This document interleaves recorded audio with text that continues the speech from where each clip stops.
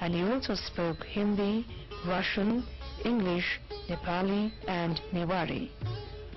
A man dedicated to an ancient tradition, Amritananda was equally at home in the modern world. His outstanding personality and single-minded determination always came through loud and clear whenever Amritananda addressed an international gathering, gave a sermon to laymen and housewives, spoke at a meeting of monks, or talked with a visitor in his vihara. Versatile Amritananda composed devotional songs which served as a popular medium to spread the Buddha's teaching.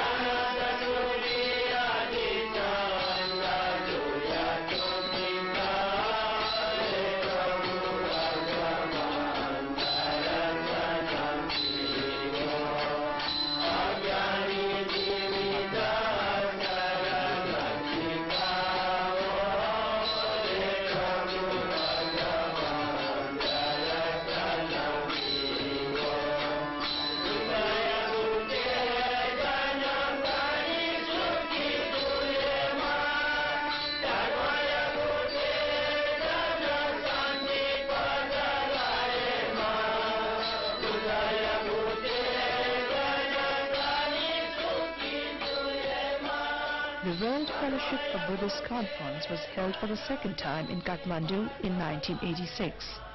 The remarkable success of the conference was proof, once more, of Amritananda's great popularity in the Buddhist world.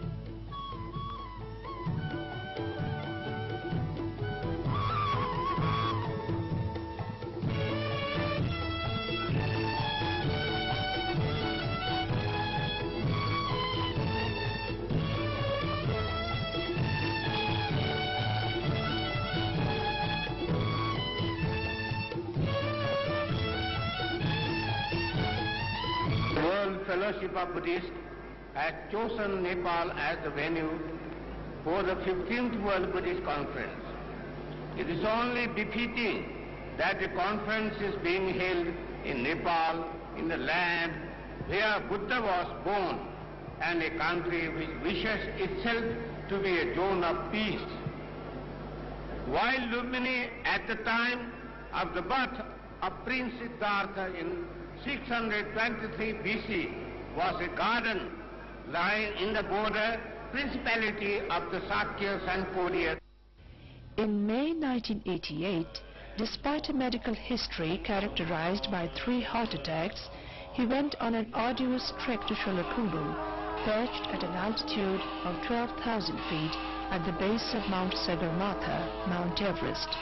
On his return, he published an account of Buddhist practices among the Sherpa people in his Sholakumbu diary. A distinct personal stamp marks the monk's chamber at Anandakutivihar, where he lived a simple yet dignified life. Here he worked and made plans. Here he dreamt great dreams. Here, in these 2 small rooms, are his collection of valuable books. Here may be found the wherewithals of his life, from the begging bowl to the computer.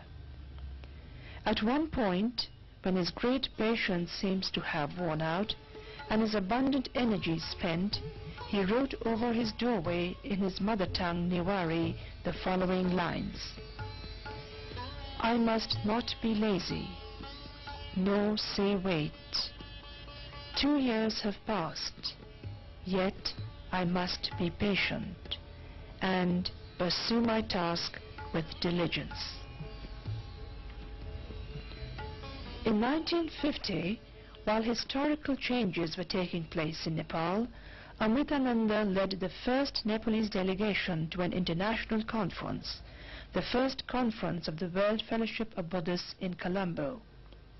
In 1955, on behalf of Nepal, Amritananda was nominated a member of the Buddha Gaya Temple Advisory Board in India. On February the 23rd, 1955, he was given the title of Thera in Sri Lanka. In 1959, the Buddhist Central Council of Mongolia conferred the honor of Gadin, or the Holy One, on him, and he traveled to Mongolia to receive the title.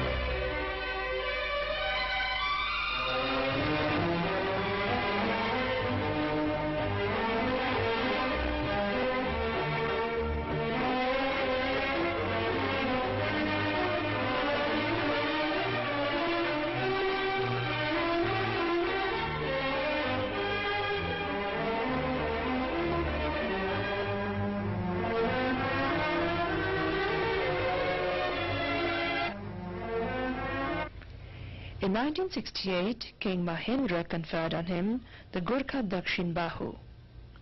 The prestigious positions he held in different Buddhist associations throughout the world speaks of the esteem he had won in the hearts of his Buddhist brethren. He was Vice President of the World Fellowship of Buddhists, Thailand, founder and executive member of the Asian Buddhist Conference for Peace, Mongolia, and spiritual director of the World Sangha Council, Taiwan. The Buddhist Academy of Sri Lanka honored him with Sahitya Chakravarti, or D.Litt, in 1976. The Nalanda Pali Institute of India with the Vidya Varadi, or Ph.D., in 1979, and the Mahachulala Buddhist University of Thailand with the degree of Doctor of Buddhist Studies. In 1984, Amritananda was honored as the Mahanayaka of Nepal with the title of Tripitaka Visharada Sasana Jotaka at a joint meeting of the three Nikayas of Bhikkhu Mahasangha of Sri Lanka. Three Nikaya, one Sila, Mahanayaka, one Sila. Yam Mahanayaka, Anandakutivihar, Mahakiri, Baragun ma eka mangtane mata kulunda netikela eka barawan. Suana karan. Eka woma luku barakwani mata daneno. Acharya Satyanarayan Goenka of India has this to say about Amritananda. Bhikkhu Amritanandaji had studied the entire Pali literature,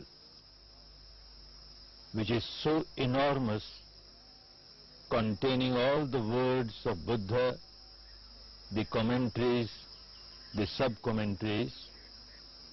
He had not only studied them, but had digested it so well, and his memory was so wonderful.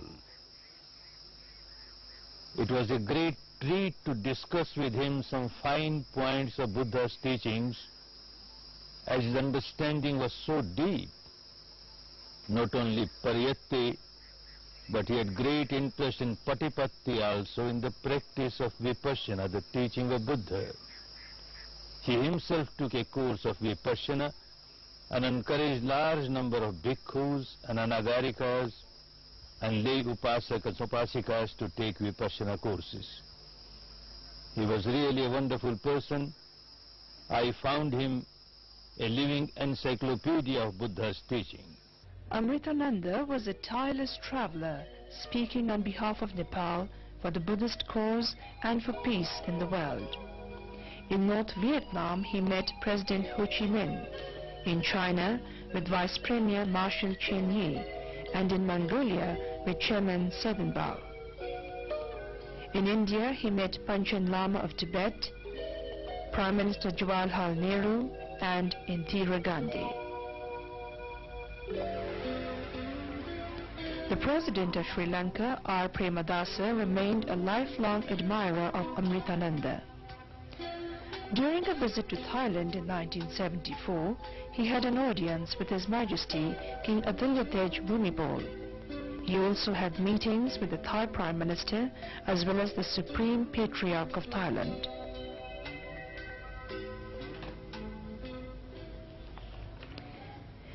As the leader of delegations to many international conferences, Amritananda successfully projected the image of his homeland Nepal and the importance of Lumbini as the sacred birthplace of the Buddha.